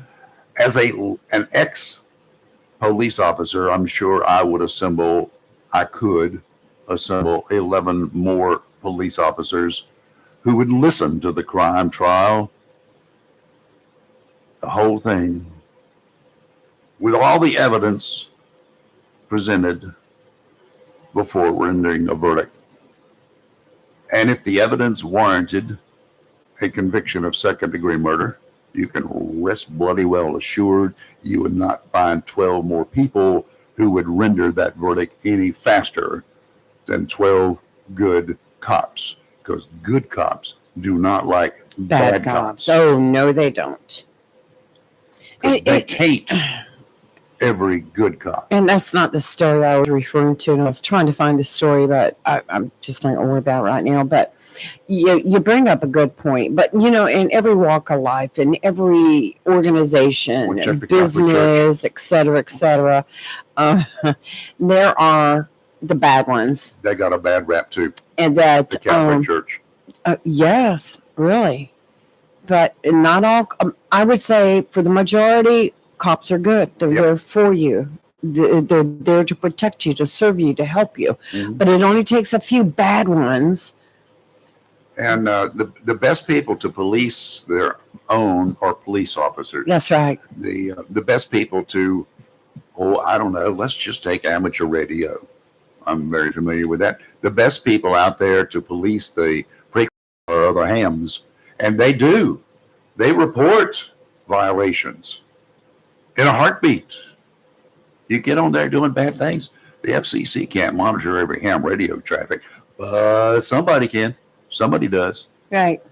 There are, 500,000 hams in this country. They will report you in a heartbeat with recordings to the FCC. Well, I tell you, the good cops outweigh the bad cops. Yep. Just like the good postal workers outweigh the bad yeah. postal workers. Because you had sent me a story over the weekend of a postal worker that got caught stealing credit cards and Yep. debit cards and money out of the mail. It will catch up. And then use them. And then use it. Well, I told you it was many, many, many years ago. Oh. We had a clerk at the downtown Jacksonville office that during Christmas time had evidently been doing the same thing. She's in there on Sunday when there's nobody else, and she's sorting mail and boxing mail for the P.O. box section. And, she got a Christmas card and she was opening and looking in it, and a lot of people were sending gift cards and money in cards. And she was pocketing it, and the Postal Service was made aware of it. So they started setting her up with cards, etc. And they had put some gift cards in some envelopes and had her on tape at Target spending one of them. Whoops. Needless to say, I was there the day they took her out in handcuffs. I mean, it kind of broke my heart to see somebody that had to resort to something I'm gonna like tell you how that. stupid one was. Not a postal person, but a police officer. Fairly rookie. Back in the day before the 911 system came into being, officers rotated working the desk. Right. Sometimes when they weren't feeling well, that weren't able to really do the walking beat, Right. but they would just be assigned radio duty, desk duty to answer the calls, right? Right. That's when Jacksonville PD had a 20-man department. Very small department. Okay. So parking tickets were handed out, and police officers carried in their glove compartments. They carried 3 or 4 or 5 envelopes, small envelopes that served as a parking ticket. The parking ticket they kept the stubs of. They'd leave the envelope in as a here's your envelope. Put $1 in here and take it to the police department. Here's where the police department is. Uh-oh. Well, the desk officer would open it up, file it with the receipt with the $1, and to leave in the bin for the next day to be taken care of by the whoever was handling the administrative work. I don't think I'm going to like where the story's going to. Go ahead. How stupid are you? How stupid can you be Stupid. for $1 to when the man comes in, young Marine comes in, and he hands you the envelope, got $1 in it, you take the envelope, and leaves, and you take the $1 out, put it in your pocket, tear the envelope up, it never existed. Well, eventually it will catch up like they all do. Especially when the chief of detectives was told that this might be happening and said, Chief of Detectives, you know who it was. Oh, yeah. He decided, well, let me get hold of acquaintances downtown. He gave them all parking tickets. They all came in. My goodness. They all paid their tickets with the money supplied by the detective. Wow. Marked dollar bills. Stupid, stupid, stupid, stupid. You're in a police department where everybody is suspicious of everybody. You're For $1, for Oh my $3 that gosh. evening, it cost him his job. Wow. Never to be hired again anywhere in law enforcement. Nope. You pretty much have a, See ya. yeah. And that kind of stays with you Check your forever. hand and see how well it fits a shovel. That's the Right. best you're going to do. Well, I can give you another story of the post office. And this was a while back. But, Policing their own is the way to get things done. but you know how, I don't know if you're familiar, have you ever mailed anything express mail overnight delivery? Likely. And it says it will be delivered by 12 noon or 3 p.m. And if not, Whatever, you yes. get your money back. Well, we had a clerk at the Camp Lejeune post office that, you know, when people came in because their express mail failed and they got their money back, you know, you have to fill out a form and blah, blah, blah. And you go through the system with it and you give them back their money. And it could be anywhere from $15 to $30, sometimes more. Well, he decided to start filling out forms with fake express mail numbers saying they really? had failed and put different names and stuff on it. Oh, how And then trackable is that? he put it in the system and then he get the money back and put it in his pocket. Well, it didn't take long for the system to flag it. Get a bing, bing, bing. Yeah, the system is not stupid. It keeps up with everything. So the system flagged him, and I remember postal inspector calling me, and you know, he goes, "Should I say anything to the station manager involve him?" I said no, because he was good friends with the clerk, not meaning he would cover for him, but sometimes it's best the less Yeah, people just- who know. So they set him up, and they had cameras on him too. And guess what? He's no longer employed there either. But I'm not saying this is a normal practice at the post office. No. These are just two instances. If there are opportunities and there are bad people out Yes. there, somebody will take advantage of it sooner or later. Yes. Oh, Lord have But I'm mercy. telling you, if you know the system, you're going to get caught because red flags will start dropping everywhere. Be like the referees at a Jacksonville White Oak game throwing those yellow flags. Oh, yeah. Well, they didn't do it the next time because all those hankies were sewed into the backs of their pockets. They couldn't get them out. I want I to, know a seamstress. yeah.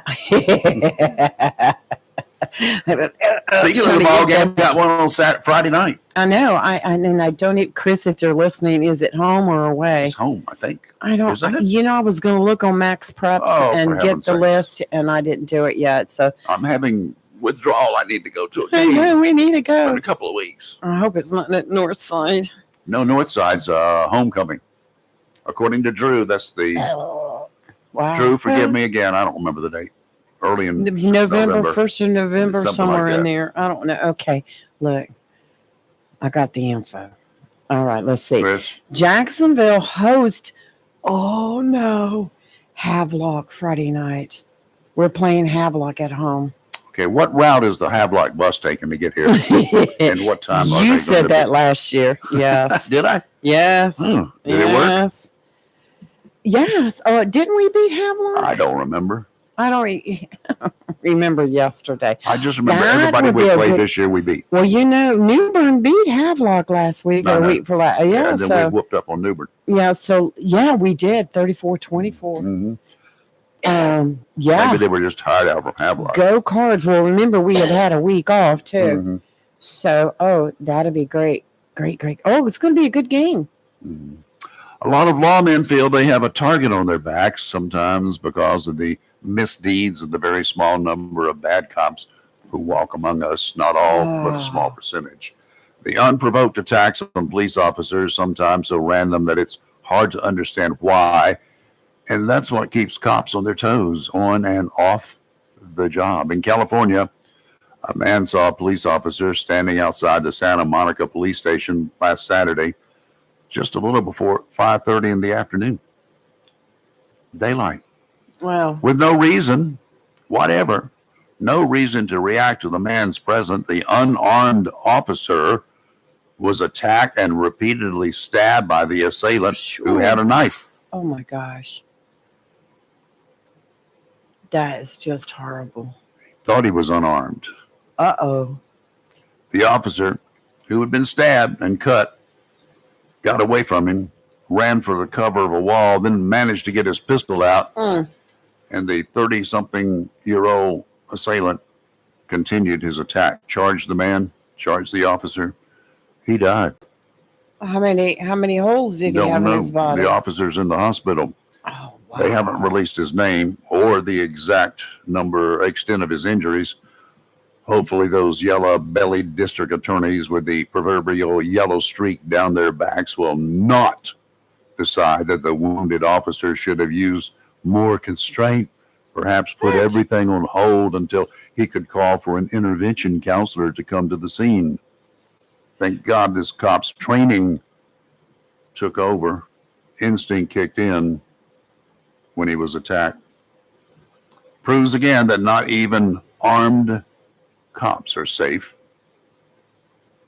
walking our streets. Tell that to the family of two Not even, near. that's right, not even in broad daylight in front of the police station. If crazies can and do assault cops, try to kill them, what chances do you have? None. It's crazy enough just going to the grocery store these days. He was standing in front of his police station, Oh, that's just sad. That's just crazy. standing there. The guy just came up and started stabbing him Started before he even stabbing had him. a chance to defend himself. No clue. Still don't know why. Well, you know, every day I worry Crazy. about our fine officers So here do in I. Nassau County. We have such an awesome sheriff's office and an Yeah, awesome absolutely. police office. We got so- the highway patrol. You know how many? Some of you folks need to understand this too. Before you get out there and want to start robbing folks, running them off the road or whatever. In Mhm. addition to those guys driving around in marked police cars, you know who they are. Right, In addition to those guys wearing their uniforms, you know who they are. right. A whole lot of those guys who normally drive around in police cars and wear uniforms drive around in personal cars. And guess what? They're still cops. And they still have guns. How many times do you think some idiot has decided that I'm going to pick on that dude because he just looks like he's an easy mark? Maybe he's got some money. Well, you Find hear out stories. he's a cop. You hear The stories about hard way. cops sitting in a patrol car, sitting there right in Yeah. a port, and somebody walking up and just shooting them. Yeah. Oh, God, this world's going crazy. Gone crazy. Speaking of cops, tonight's week number 5 with the Sheriff's Academy. Oh God. Guess what we're doing tonight? You going to the range? No, No. I'm not going with people that I don't know. Believe me, I'll be sick that night. Emergency Operations Center. That's where we're going to Oh, meet really? tonight. So we get to go in there and visit them. Good. I had a chat with the sheriff yesterday. Did you? I did a long chat. My name didn't come up. I've tried to behave in all the classes. They got video. Oh, God. You didn't know those classes were video, did you? Oh. Well, last week, I want you to smile for the camera tonight and wear a little bit more lipstick tonight, if you would, please. Because the video that I saw, you look kind of pale. oh my God. Well, I'm going to tell you what, Or did last I week, just create a lot of doubt? we in had to people's go to mind? this- I did in your own mind. this room, we had to go. It is back behind the public safety office, and they have a huge simulator. It's a training simulator. And what they do is they have You like simulate. yeah, the thing comes up on screen, and you've got to like be the officer in that position and stand in front of the screen and talk to the people on the screen and anticipate their move. And Get it was down or I'm going to shoot you. it was Is that fun what they say? watching some of the classmates getting up there and going like, "Hey." Oh, I'm no, like, really? no. And what's the problem? And getting shot. Yeah, and some of them reacted very, very well. So Mhm. that was a lot of fun. But the training Just treat that they whoever you do, come up on as though they're a normal human being, right, but be ready just in case. right. That's what police officers have to do. I mean, you've got an instance, 99.99% of the people that you encounter are going to be good people. right, It only takes the one right. out of 1,000 to be a bad person for you to. Well, to you have go an into action. instant where to a domestic call and the husband's in the garage and the garage Well, door is open. There you go. You anticipate that you be prepared because one of them's going to break. Right. Well, the first scenario, the husband being crazy and eventually brings out a gun. And then the second scenario was the husband's like, she's crazy. And she ends up coming out from the house and she's got the gun. So, How about the third incident? what would They both turn on you. You it go could to very a well fight. You happen. go to a domestic fight. How many times has a wife called? You go to the, Oh yeah, and then she ends up jumping on your back and beating you because you're arresting her because you're husband, arresting her and husband. then she. No, nah. Everybody against the Oh wall. yes, exactly. No, you've got to be prepared for those kinds of things because tensions are high, and the wife doesn't really want to see the husband go to jail. right, And sometimes she fears him going to jail because he's going to get out and come back. right. But So tonight there are marks those cases, too. halfway, only halfway.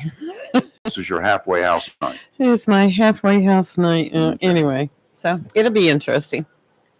Out there, a less than appreciated attack on those people in the western part of the state, as well as in neighboring states trying to recover from Hurricane Helene. Guess what else is attacking them now? Mosquitoes, Bees. bees. Swarms of yellow jackets. Oh, those are Forced nasty out of their critters. underground dwellings by the floodwaters Oh, have been stinging anyone and everyone who gets close. Never thought I would see the day that EpiPens and Benadryl Benadryl. were handed out by EMS personnel.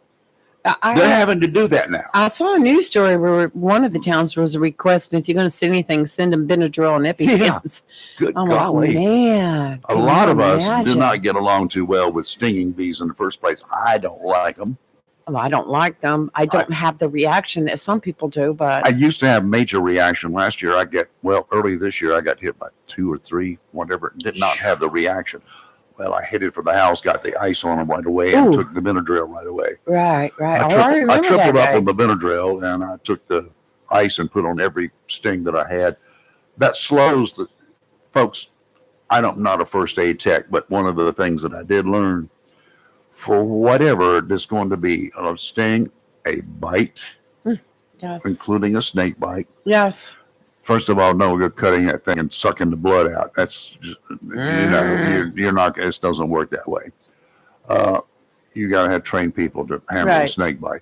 But you can slow by slowing your heart rate down and slowing that area down. If you put ice around there, it keeps swelling down, it slows everything down.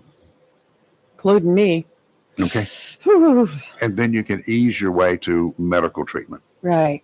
Don't go running across the yard if you get bit by a snake. So many critters out there now. Oh, I don't get along with yellow jackets. They are a special kind of cross between a 6-foot rattlesnake and an Abrams tank, as far as I'm concerned.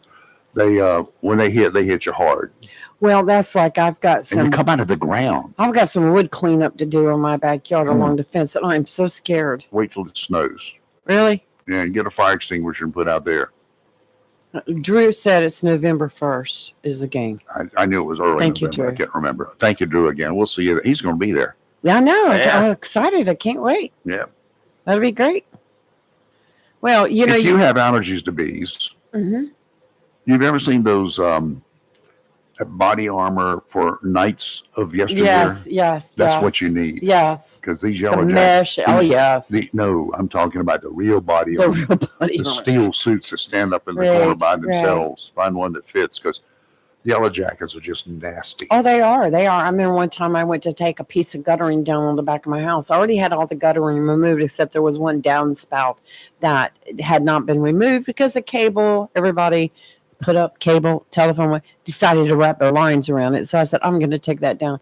Well, little did I know there was a yellow jacket nest in it. Spray down there. And as soon as I moved Don't that really thing, go underground. look, I'm so glad nobody saw me in my backyard that day, because I was running around screaming and flailing, and which is the worst thing to do. Yeah, But jump in the pool. yeah, I wish I had one at the time. I would have done that, You definitely. know what? I was just thinking. I think the older I get, the more vengeful I feel for these people that have done something so horrendous, atrocious, that they have killed people, kids, Right. Oh, yes. beat yellow jackets as they're lying there on the table before they get their knock 'em out drug. Right. We put a whole nest of yellow jackets inside their pants. Good Lord. But that's inhumane. We're going to kill You'd them. What have difference all does the it make? protest groups out there. What Do you difference does it find make? as you're getting older now, you can't things that you used to be, never bothered you, you can't tolerate now? Like going into a grocery store and there's some child and they're Looking at just the prices. screaming, and the parent not doing anything, Well, crying there's and one thing worse than screaming. that, What is that? because kids have temper tantrums. Yes. We're going into a store and the kid is screaming, and the parent, you can hear the parent through 2 aisles away, grab that child and shake them Oh. in the cart, Oh. or drag them out of the cart by one arm, lift No, them up that's and wrong. put them on the floor and spank them. I almost got in a huge mess one time. We were doing a Oh. security at a big concert over there at Opera House. I've had to control myself. And I was standing outside the gate when this woman came dragging her daughter, probably 5 years of age, and yanking her by the arm. Uh-huh. First of all, the daughter should have never been there. It was not a place for kids. Believe me, it was bad. And it made me so mad. And look, this woman outweighed me twice. She Sure. was a big one. And I got up in her face and I said, if you touch that child one more time, I can guarantee you, you're going to be taking a ride downtown. I was so mad. The other guards had to pull me back off of her because they were afraid I was going to get beat up. But I was so mad at that woman. How dare she? Goes, well, she's acting up and running off. I go, well, why do you have her out here? That's Why on you, is lady. she out there? I said, let me find out. You put your hand on her one more time. I was mad, but yeah, that bothers me when somebody, or that and elderly people. Oh, Be mean to an elder? Oh, yeah. That just makes me so mad. yeah. It always did me, even when I was young. Yes. Because I had grandparents. Breaks my heart. I had Yes. grandparents, they were in their 80s. And Yes. people being mean to other people like that. Now, nobody was mean to my grandparents. Right. Oh, I Well, first imagine of all, not. my granddaddy would have whooped him. He was a big man. Yes. So, and he had 6 boys too, and Right. Oh, that would have been a bad day. Oh my gosh. I just, well, it's just like my granddaughter was here this week, and the outcast from Appalachian State right now, and my sister, She's and been kicked out of school in the first semester. October 15th, I think they're supposed to open back up. But so we went shopping and thrift store hunting and doing stuff like that. We were all worn out because people were so rude and disrespectful. Really? And no matter what, I always try to be respectful. If it means I have to step back and walk away from what I'm doing to let somebody to go by, I do that. But this was just outrageous. All right, we got to go tomorrow. We've got Yes. Dr. Rosemary Stein Healthcare Day. and a Medicare expert. Y'all need to be paying attention Yes. for you to write these days. I'm gonna tell you what, it's big Things changes. Yes. changing, and I got some more stuff yesterday. Things are going to be happening this year that in the past, it just kind of, you went along just to get along. Okay. It was okay. Not that big a deal, whatever, but some serious things are happening, and we all need to pay attention, and we don't need to wait until the deadline. The deadline is every day between now and December something. That's right. So the deadline is every day. If you need to have this thing figured out probably before the election time. And while you're looking at all this stuff that are the changes that are coming down, you might want to pay attention to what is being proposed, or not what's being proposed, what's going to happen, because it may make you change your mind, or it may help you make up your mind Right. as to how you're going to vote. Exactly. And I'm not sure that saying that that's a good or a bad thing. There may be some good things there you want to see continued. And if there's a change in the administration, will that continue? There may be some bad things that are happening Right. that you say, well, maybe a change in the administration will change that for the next go round. Well, you remember We when don't know. Obamacare first started, there Oh, people couldn't Lord. afford it. No, I know a lot of people have it now, and if things have changed, but I have family members that Mhm. could not afford health insurance, and not even on the Obamacare because it took all their check. So So things change. anyway, we'll be discussing all of that tomorrow morning, beginning at 7:00. Yes. And please join us then, and stay tuned for the weather every day, Keep throughout the day. watch, If there's yes. anything serious changing, I will provide updates on Facebook. Right now, Right.